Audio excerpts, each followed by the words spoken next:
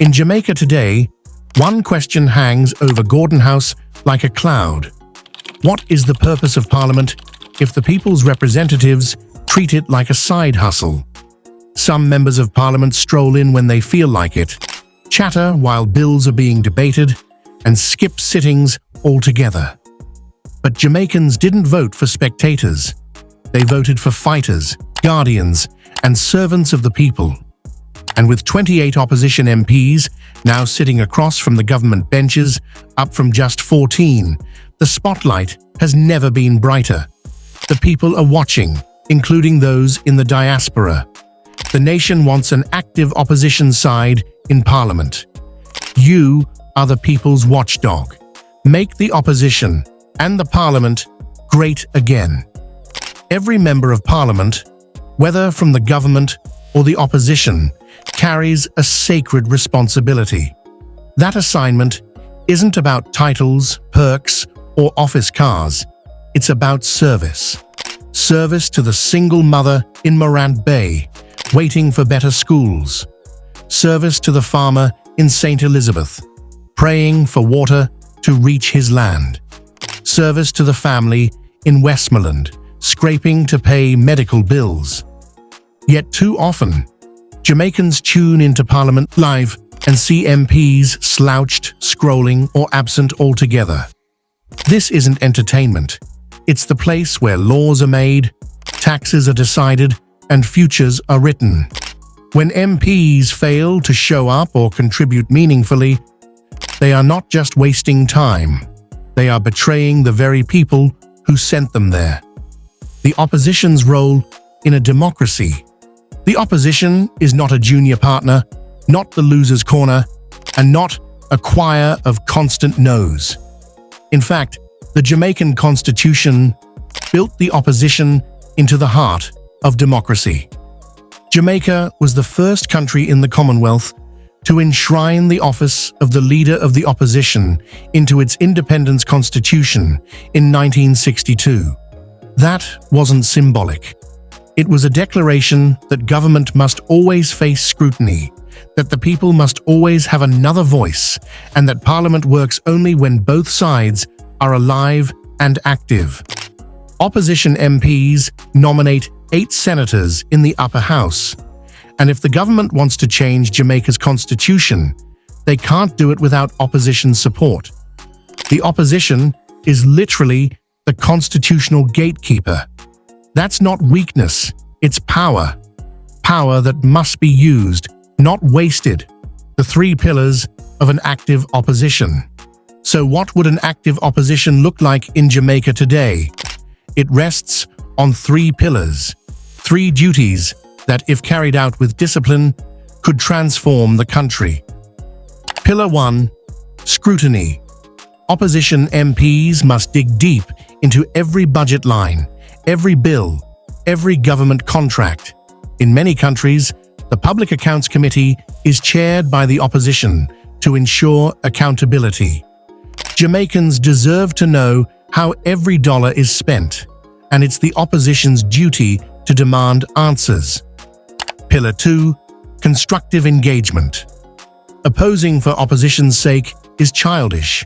An active opposition proposes amendments, tables private members' bills, and finds common ground when national interest demands it, whether that's on national security, disaster preparedness, or constitutional reform.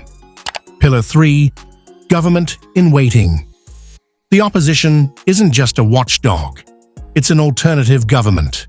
That means discipline, preparation, and vision. It means publishing a shadow budget, presenting credible policies, and proving to Jamaicans that they are ready to govern the very next day. The shadow cabinet, the engine room. If Parliament is the stage, then the shadow cabinet is the backstage engine.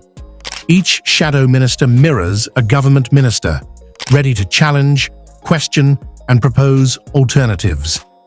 The shadow minister for finance takes on the government's budget. The shadow minister for health scrutinizes hospitals and clinics. The shadow minister for education must be prepared to debate literacy rates, classroom sizes, and policies affecting Jamaica's children. How often should the shadow cabinet meet? Some argue for once a month, while others suggest fortnightly. But if the government's cabinet meets weekly, then so should the opposition. If they don't, they fall behind.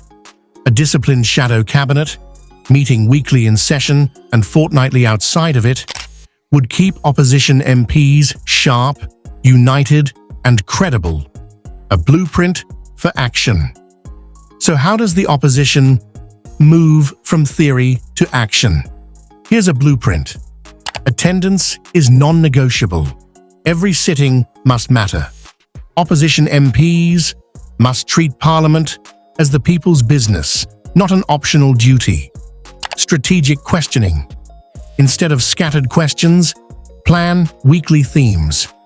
Use the leader of the opposition to set the tone and drill down across ministries for consistency.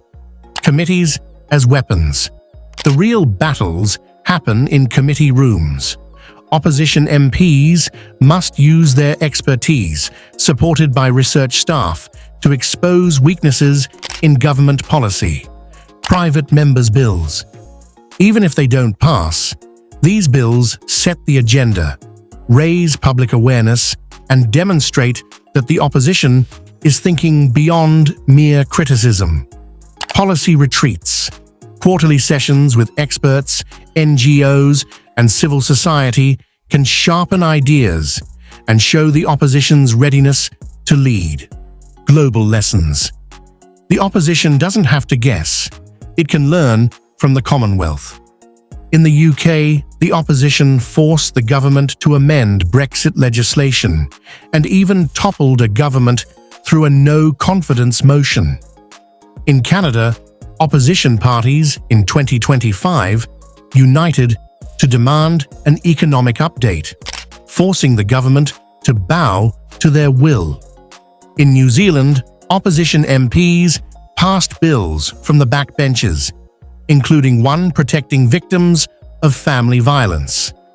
These aren't stories of obstruction. They're proof that active oppositions shape national destiny. But let's pause here. What happens if the opposition stays weak? Jamaicans lose twice. First, when their candidate fails to win, and again when their voice is absent in Parliament. Silence in Golding House means silence for the people. And that silence costs lives through poorly planned budgets, rushed laws, and unchecked power. The question is clear. Will Jamaica's opposition be a rubber stamp or the people's watchdog? 4 bonus facts. Fact 1. Jamaica's opposition leader must be consulted on appointments like the Chief Justice and the Court of Appeal President. Fact 2. Without at least one opposition senator's vote, no major constitutional reform can pass. Fact 3. Globally, shadow ministers are often treated as ministers in training. Some even go on to serve in real cabinet posts for decades. Fact 4. A strong opposition can make history, like in Australia, where a private member's bill from the opposition introduced compulsory voting nationwide. Parliament is not a theatre, and Jamaicans are not an audience. The people demand service, scrutiny, and seriousness. The opposition's role isn't to sulk in defeat, but to stand tall as guardians of accountability and architects of Jamaica's future. To every Jamaican at home, and every member of the diaspora in the United States, Canada, the United Kingdom, and elsewhere, the opposition in Golding House is your voice. Demand more. Expect more. If you haven't yet done so, please don't forget to subscribe to Impacting Jamaica, because our democracy deserves more than silence. Demand accountability from both sides, the government and the opposition.